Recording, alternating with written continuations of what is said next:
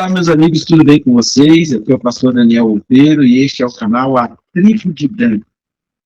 Todas as semanas nós temos um programa dentro desse canal chamado Classe dos Professores. E este programa, Classe dos Professores, tem como intenção trazer ferramentas de reflexão a respeito da Bíblia, usando como guia de estudos a nossa lição da Escola Sabatina. Se chama Classe dos Professores porque a intenção é oferecer ferramentas aí para os nossos professores de escola sabatina, para que eles levem as reflexões para as suas classes ali, em que eles são professores. Durante todo esse trimestre, o segundo trimestre de 2026, nós estamos estudando o tema Crescendo em um Relacionamento com Deus. E, nesta semana, nós vamos falar sobre orgulho e humildade. Se você gosta desse tipo de assunto, convido você a comentar, curtir, compartilhar este vídeo com as pessoas que você tem interesse em ver no céu, para que este conteúdo alcance o maior número de pessoas. Também se inscreva neste canal, mostrando a relevância que esse canal tem para você. Nós vamos ler agora o texto que foi proposto como texto da semana. Está em Lucas capítulo 14, verso 11, onde está escrito assim: porque todo o que se exalta será humilhado, e o que se humilha será exaltado. Todo o que se exalta será humilhado, e o que se humilha será exaltado. Nós, muitas vezes, não entendemos porque o orgulho é algo que nos faz tão mal, nos prejudica tanto. Muitas vezes nós não entendemos essa questão, essa relação de orgulho, porque até o orgulho parece ter, no ditado popular, na forma de se falar, uma conotação até positiva em alguns casos. Quando o seu filho ou sua filha faz alguma coisa que demanda um esforço e parece ser além das capacidades da idade do seu filho ou da sua filha, você fala assim: nossa, que orgulho do que o meu filho fez, quando seu filho começa a ler, quando seu filho começa a andar, quando ele tem uma habilidade no esporte, quando ele demonstra algum tipo de raciocínio que parece ser muito avançado para a idade dele, você fala: nossa, que orgulho. É claro que falar isso não é em si um pecado. E o pecado ele está relacionado a uma outra questão. A gente muitas vezes utiliza certas palavras de maneira até muito cuidadosa, e claro que a gente tem que ter outras palavras, mas o que a palavra expressa é que de fato pode ser um pecado, ou seja, a expressão que ela está tentando colocar ali é que é o pecado, não a palavra em si, não o uso de determinadas palavras em si. Então, se o orgulho demonstra uma questão de autossuficiência, de alguém que acha que pode andar independente de Deus, então esse orgulho é pecaminoso. Mas esse orgulho só demonstra assim, uma alegria por conquistar ou por conseguir algo, não necessariamente ele se torna uma questão pecaminosa. É porque a nossa língua ela é limitada, ela não consegue expressar todas as coisas que nós gostaríamos de expressar, e às vezes a palavra que é usada para expressar não é a palavra mais adequada para dizer aquilo que nós queremos dizer. Como tudo neste mundo é imperfeito, a língua também é um sistema imperfeito, e aí às vezes a gente usa uma palavra e ela não é a palavra que expressa o que nós estamos sentindo, mas é a única que nós temos para expressar. Assim como falar, ai meu Deus, Deus do céu, não necessariamente é um pecado, depende do que você está fazendo e da forma como você está fazendo, também usar a palavra orgulho não é pecado, desde que ela não reflita, não esteja refletindo uma autossuficiência em relação a Deus. O problema do orgulho é a autossuficiência em relação ao nosso Deus. Bom, e isso a gente começa a perceber logo que o pecado entra no universo. Nós estamos falando de uma questão universal. O que faz com que Satanás entenda que ele não precisa de Deus é o orgulho. E ele tenta alcançar posições para as quais ele não foi feito. Ele tenta se colocar num lugar para o qual ele não foi feito. E aí isso gera o orgulho. Isso é gerado por causa do orgulho dele. E aí eu quero convidar você a ler o que está em Isaías capítulo 14. Isaías capítulo 14. Olha só o que é dito a partir do verso 12. Veja como caiu do céu, ó estrela da manhã, filho da alva, veja como você foi lançado por terra, você que debilitava as nações, você pensava assim, subirei ao céu, exaltarei o meu trono, acima das estrelas, e me assentarei no monte da congregação, nas extremidades do norte. Subirei acima das mais altas nuvens e serei semelhante ao Altíssimo.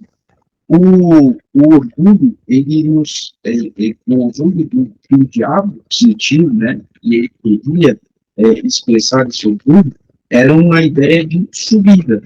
Eu sou melhor, eu vou ficar acima, eu vou me colocar acima, ele nunca entende que a posição que ele está é a posição que ele deveria estar.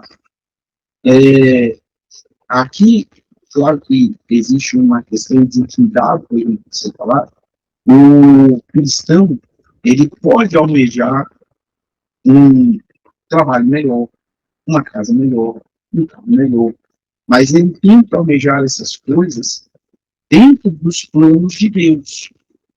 Assim, Senhor, eu quero ter uma casa melhor, eu quero ter um carro melhor, eu quero ter um emprego melhor, eu quero ter uma posição dentro da empresa que eu trabalho melhor, mas se isso for a sua vontade, porque a vontade de Deus nos coloca dentro do plano da salvação. E estar fora da vontade de Deus nos retira do plano da salvação. Então, se uma casa, um carro, um trabalho vai fazer com que você perca a sua salvação, é melhor não ter. Mas, se isso não vai fazer você perder a sua salvação, não tem problema você querer e alcançar essas coisas. Seja dentro da vontade do plano de Deus. O que acontece com o diabo é que ele sabe que aquela não é a vontade de Deus. Aquele não é o propósito de Deus para ele. E que ele estaria saindo do convívio, do relacionamento com Deus, se ele tentasse alcançar aquelas coisas. E aí ele fala assim, mas eu não me importo. Eu não me importo se eu vou desagradar a Deus, eu não me importo se eu não estarei fazendo a vontade de Deus. O que me importa é que eu desejo aquilo. E eu vou atrás daquilo que eu desejo, porque é a minha vontade, não a vontade de Deus. Deus, ele quer que as pessoas tenham sucesso. Veja Abraão, Isaac, Jacó, Salomão, Davi, homens que tiveram sucesso, tanto espiritual quanto material.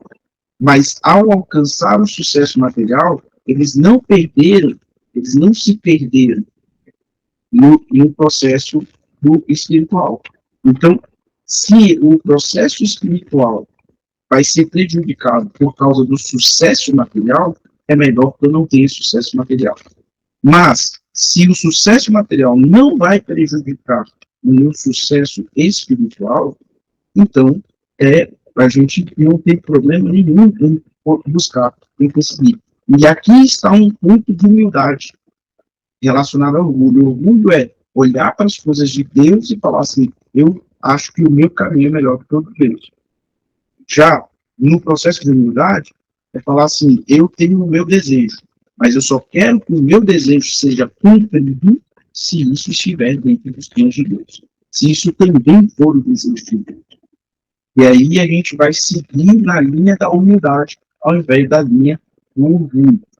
Olha o processo do próprio Cristo em contraste com o processo que aconteceu com Satanás. O de Cristo está em Filipenses, capítulo 2, verso 5. Filipenses, capítulo 2, verso 5, está escrito assim, tendo em vocês o mesmo modo de pensar de Cristo Jesus, que ele, existindo na forma de Deus, não considerou ser igual a Deus, algo que deveria ser retido a qualquer custo. Ou seja, Jesus, sendo Deus, não considerou que ser Deus era o que deveria ser, ele se apegar a isso a qualquer custo. Não, olha o que ele faz. Pelo contrário, ele se esvaziou, assumindo a forma de servo, tornando-se semelhante a seres humanos e reconhecido em figura humana. Ele se humilhou, tornando-se obediente até a morte e morte de cruz. Então, aqui nós vemos em Cristo o processo contrário ao que acontece com o diabo. Enquanto o diabo ele quer subir acima das mais altas nuvens, em cima do monte da congregação, se assentar no trono do Altíssimo, Cristo fala assim: eu sou Deus, mas isso aqui não significa nada para mim, porque eu abro mão disso. Eu gosto que Jesus nunca deixou de ser Deus, deixar isso aqui bem claro, né? Porque às vezes na internet a gente precisa esclarecer algumas coisas. Jesus nunca deixou de ser Deus, mas para ele, o ser Deus não é importante a qualquer custo, por qualquer coisa. Não. Ele se torna como homem, reconhecido em figura humana, e sendo obediente até a morte de Cristo. Então, Jesus, ele, ao invés de querer subir, Jesus ele desce. Se tornando como servo, reconhecido em figura humana, e sendo obediente até a morte de Cristo. E o processo no que a Bíblia nos coloca faça igual a Cristo. Não fique querendo se apegar a coisas, a posições, se o mais importante é a salvação. O mais importante para Cristo é a salvação. Não dele, ele não precisa ser salvo, mas a nossa. E se para a nossa salvação ele tem que sair do trono, se tornar como servo, reconhecido como humano, ele faz.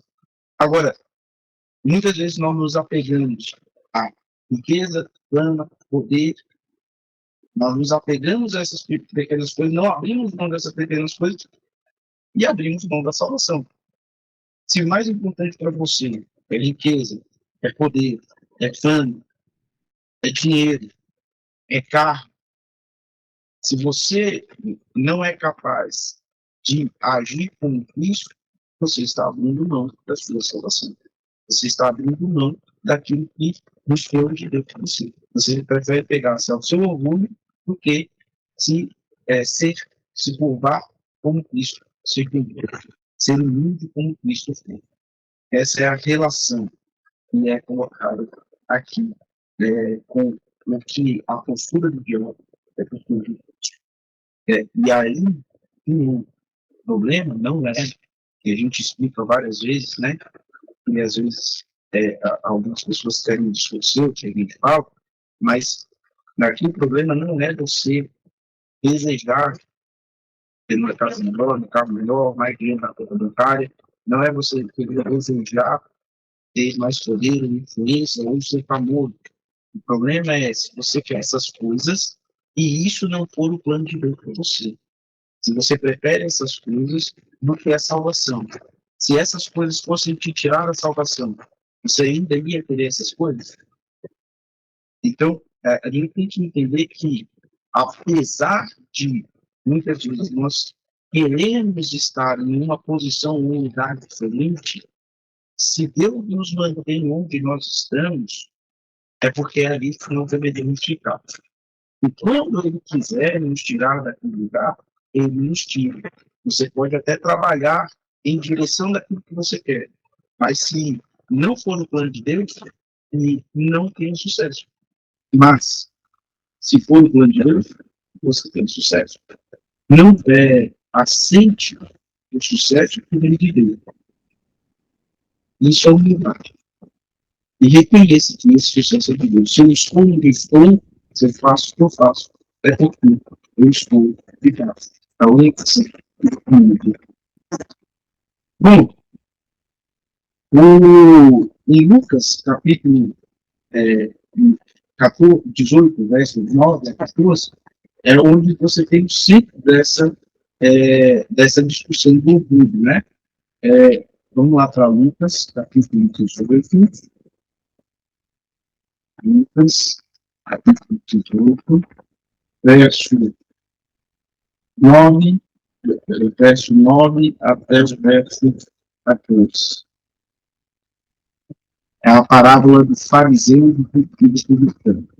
Aí diz assim: Jesus também contou esta parábola para alguns que confiavam em si mesmos, por se considerarem justos e desprezarem os outros. Então, existe um contexto dessa parábola. Por que ele conta?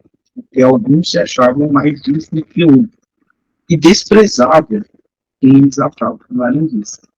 E ele fala assim: 2 homens foram ao templo para orar. Um era fariseu e o outro era publicano. O fariseu ficou em pé e orava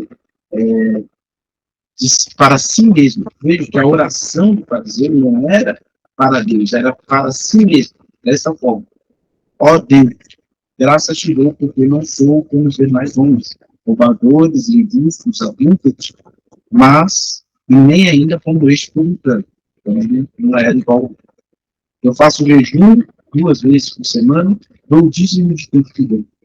Já o publicano estava em pé, longe, nem mesmo levantava os olhos para o céu, mas batia no peito dizendo: ó Deus, tenha pena de mim, porque sou pecador. Aí Jesus fala, para onde vem o nosso verso da semana, né, o texto dessa semana. Digo a vocês que este desceu justificado para casa, ou seja, o publicano que dizia que era pecador, e não aquele, ou seja, aquele que falava: olha, eu sou justo, eu não roubo, eu não sou injusto, eu não sou adúltero. Esse não voltou justificado para casa. Porque todo aquele que se exalta será humilhado, mas todo aquele que se humilha será exaltado. E se a gente olha para essa palavra, é justamente: eu sou tão bom, sou tão perfeito, eu não preciso de Deus. Eu não sou pecador. Se eu não sou pecador, eu não preciso da cruz. Se eu não sou pecador, eu não preciso de Cristo. Se eu não sou pecador, porque eu sou bom, porque eu sou perfeito, porque eu sou ótimo. Eu não roubo, eu não sou injusto. Gente, enquanto eu não entender que a transformação que é em mim, ela vem por causa de Cristo, então se eu não roubo, se eu sou justo, se eu sou honesto, não é porque eu sou, mas porque Cristo me transforma nessas coisas. Enquanto eu não entender isso, eu vou ficar refém da minha própria capacidade de me salvar. Eu não preciso da cruz, eu não preciso. As pessoas vão agir dessa forma: eu não preciso da cruz, eu não preciso de Cristo. Meu perigo do orgulho é a rejeição daquele que pode nos salvar. Agora, o publicano voltou a justificar por quê? Porque ele buscou no único que pode salvar a solução. Esse é o problema. Eu sou pecador. E por ser pecador, eu preciso de Cristo. Eu preciso de Deus para me salvar. Porque eu não consigo me salvar. Eu sou injusto. Eu sou um ladrão. Eu preciso de Cristo para me salvar. Eu preciso de Deus para me salvar. É esse o ponto. Por que ele volta a justificar? Porque enquanto o outro buscava a justificação dos seus próprios atos, que ele nunca ia encontrar, o publicano buscou a justificação nos atos de Deus, que pode, de fato, nos salvar. Essa é a diferença. O orgulho faz com que nós nos achemos melhores do que os outros. E aí é que está o problema. Porque aí eu acho que eu posso ser o fiel. A referência deixa de ser Cristo, a referência passa a ser eu mesmo. Eu faço isso, eu faço aquilo. Os irmãos têm que agir de acordo com a minha régua. E aí eu sou essa pessoa dentro da comunidade, dentro da igreja. E nós deixamos de ter a referência com Jesus. Eu faço ser a referência. E a gente tem um grande exemplo de humildade na Bíblia. Esse grande exemplo de humildade na Bíblia, grande exemplo de mansidão na Bíblia, que é Moisés. Moisés é esse paradigma, né, da humildade, por exemplo. E em Hebreus, lá no capítulo 11, você tem a galeria da fé, e você tem aqui uma explicação, né, sobre Moisés. Ele faz parte dessa galeria da fé. E aí você tem uma explicação sobre Moisés que está a partir do verso 24 para 26, está escrito assim: pela fé, Moisés, sendo homem feito, recusou ser chamado filho da filha de Faraó, preferindo ser maltratado junto com o povo de Deus a usufruir os prazeres transitórios do pecado. Ele entendeu que ser desprezado por causa de Cristo era uma riqueza maior do que os tesouros do Egito, porque contemplava a recompensa, contemplava o céu. Ele sabia que o céu valia a pena, mais do que ser príncipe do Egito. Moisés, a Bíblia ele não dá muitos detalhes de quais eram as intrigas políticas que tinham ali por trás de Moisés como príncipe. Mas nós temos um historiador judeu chamado José, Flávio José, e ele escreve ali desde a criação até a época dos imperadores romanos, ele escreve uma história dos hebreus, a história dos judeus. E quando ele vai falar de Moisés, ele fala que Moisés era o favorito naquele momento para ser o próximo faraó. Moisés ele tinha conseguido acabar, de acordo com José, com uma revolta do que aconteceu com o rei no sul do Egito, que chegou até a capital do Egito. A capital tinha sido cercada e Moisés liderou os exércitos do Egito para desfazer o cerco, foi até a Etiópia, onde começou essa revolta, cercou a capital da Etiópia e conseguiu fazer com que os etíopes se submetessem à vontade do Egito. Moisés tinha um grande prestígio no Egito. E é lógico que isso gera inveja de algumas pessoas. Quando aconteceu aquele incidente com o egípcio e Moisés acabou matando o egípcio, ele deu para os seus inimigos o argumento necessário para matar Moisés. E aí Moisés resolve então fugir. Nesses 40 anos que ele passa no deserto, ele aprendeu lá no Egito, durante 40 anos, quando ele foi príncipe do Egito, ele aprendeu a governar. Nos 40 anos que ele passou no deserto, ele aprendeu a servir. E é interessante porque o pastor de ovelhas, né? O que era Moisés? Moisés era um pastor de ovelhas, ou um pastor de um gado, né? O pastor, ele se sustenta a partir das suas ovelhas. Mas o pastor, se ele não servir bem as ovelhas, ele não vai conseguir o seu sustento. E aí Moisés entendeu que não era o faraó do Egito que tinha que ser servido pelo povo. Talvez ele, nos 40 anos que ele passou no Egito, ele aprendeu que o faraó era servido pelo povo. Mas no deserto ele aprendeu que era o governante que servia o povo para que o povo, então, sustentasse o governante. Ele aprendeu um processo contrário. E ali ele entendeu a dependência que ele tinha daqueles para quem ele tinha que servir. Ou aqueles que ele achava anteriormente que deveriam servir. É um processo inverso. Quem quer o privilégio de estar nas posições mais elevadas do reino de Deus é aquele que deve mais servir. A lógica do reino de Deus é inversa. Ao invés de eu subir e ser mais servido, ao subir, eu sirvo mais. Eu sou aquele que serve mais. A lógica do mundo é, cada degrau que eu subo na escala social, eu sou mais servido. A lógica de Deus é, cada degrau que você sobe no reino de Deus, você serve mais do que é servido. E aí Moisés entendeu isso quando ele foi no deserto, quando ele aprendeu a servir as suas ovelhas. Aí ele passou a servir o seu povo. E ele até precisou de ele era tão entregue no serviço ao povo que ele precisou de uma orientação de seu sogro para que ele saísse dessa condição de também ser massacrado pelo serviço que ele tinha que exercer.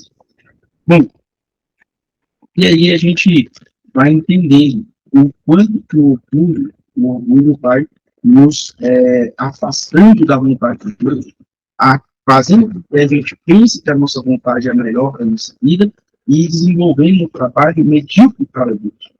Em Lucas, no capítulo 22, a gente vai aqui para Lucas 22,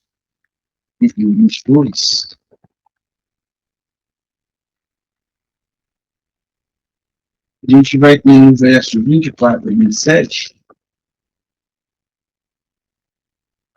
uma discussão sobre quem é maior no reino dos céus. E a discussão, ela foi aí, resolvida por Jesus da seguinte forma. Houve também entre eles uma discussão da seguinte forma, sobre qual deles parecia ser o maior. Mas Jesus lhe disse, os reis dos povos dominam sobre eles.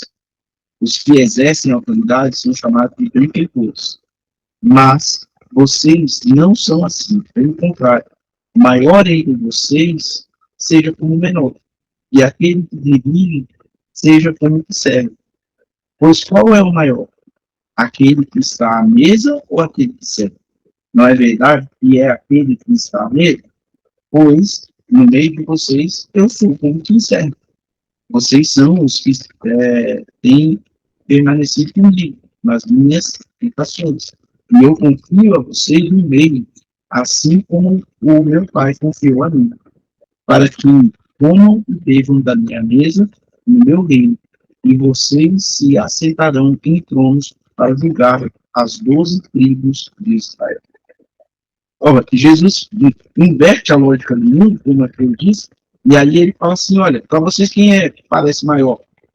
É aquele que se senta à mesa ou o que serve? Aí a resposta lógica é o que senta à mesa. Pois é, vocês são os que sentam à mesa, mas eu sou o que serve. Então quem é maior? A, a lógica do reino de Deus é essa lógica invertida. E se você não está disposto a servir, não queira ter algum protagonismo no reino de Deus. Se você quer ter protagonismo no reino de Deus, você precisa entender que você é servo. Você é servo desse reino. Você é servo das pessoas que fazem parte desse reino. Você não é o que comanda, mas você é aquele que serve. E aí, por último, eu queria que a gente pensasse ou refletisse sobre a situação que Cristo coloca a respeito das crianças. Ele fala assim, quem quiser herdar o reino dos céus precisa ser como uma dessas crianças. E muitas vezes nós pensamos nessa situação de criança como uma situação de alguém que é puro, de alguém que não tem maldade no coração, de alguém que é inocente, de alguém que é uma pessoa que não quer fazer mal nessa vida. E se você olha para as crianças, né, eu tenho 2 filhos, eu tive um monte de primos, eu fui criança, né, apesar de fazer muito tempo, mas a gente sabe que as crianças, elas têm o seu nível de maldade. Criança mente, criança pega o brinquedo, não, criança até agressivo, muitas vezes. Eu lembro que meu filho foi para a creche, né? Quando ele era bem novinho, ainda nem andava. E quantas vezes ele voltou da creche mordido por outras crianças, porque ali na dinâmica da creche ele passava perto de uma criança, a criança não gostava, mordia ele. Criança é violenta, violência no nível que ela pode ser. Mas, é lógico, ela não tem a maldade de um adulto, ela não tem a força de um adulto, ela não tem a capacidade de fazer o mal que o adulto tem, mas a criança tem o seu nível de maldade no seu coração, e talvez só não pode fazer mais mal porque ela é limitada por sua força, por sua capacidade de raciocínio e tudo mais. Então, não é a inocência da criança que Jesus está fazendo referência. E aí, lá no Salmo 131, é um salmo que a Bíblia de Jerusalém coloca como subtítulo o espírito de infância. Nesse salmo que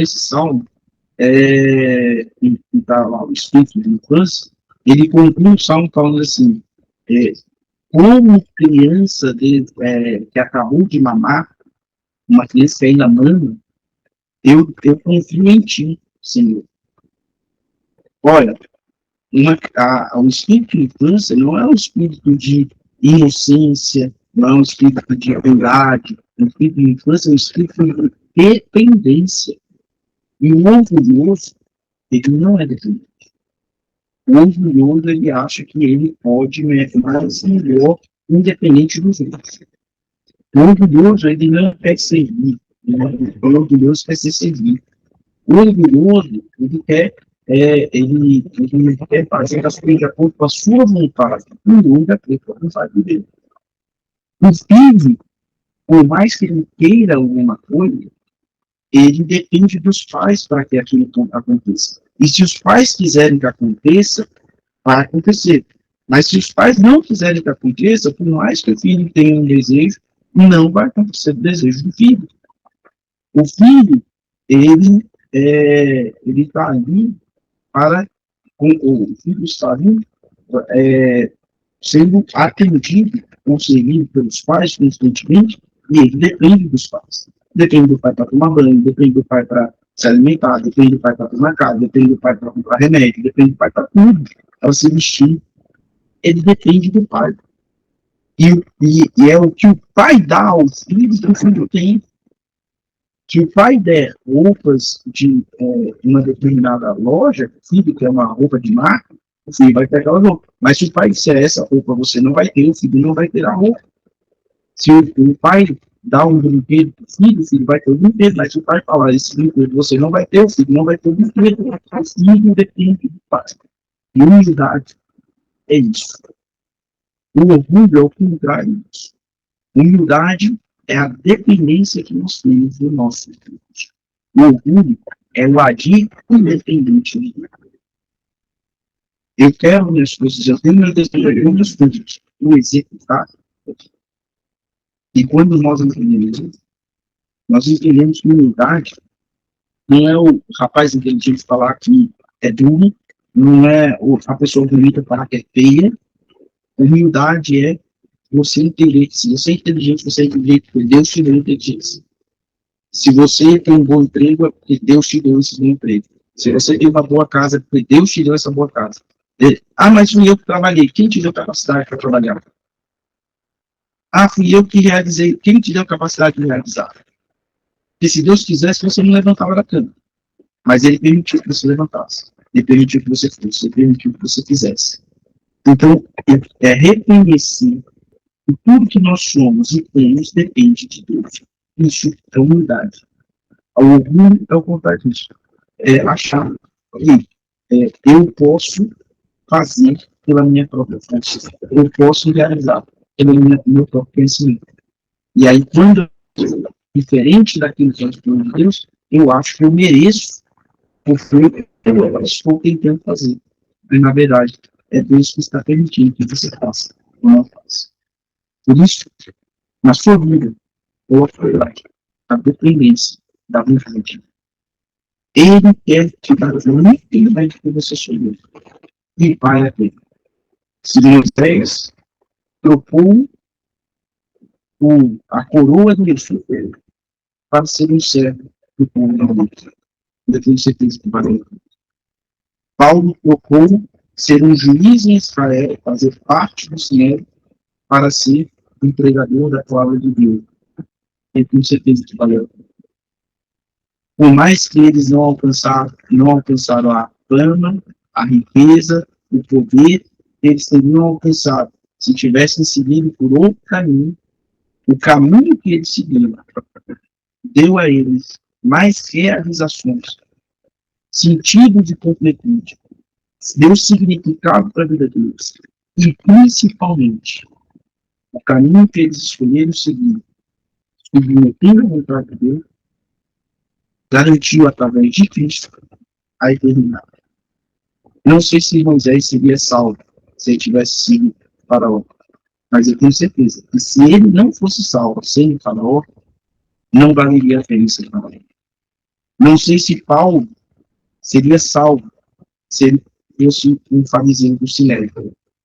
Mas se ele não fosse salvo, sendo fariseu do sinédrio, não valeria a pena ser fariseu do sinédrio.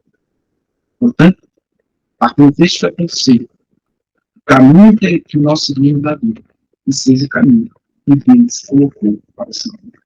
Isso é unidade. Isso é o contrário de Deus. Deixa isso.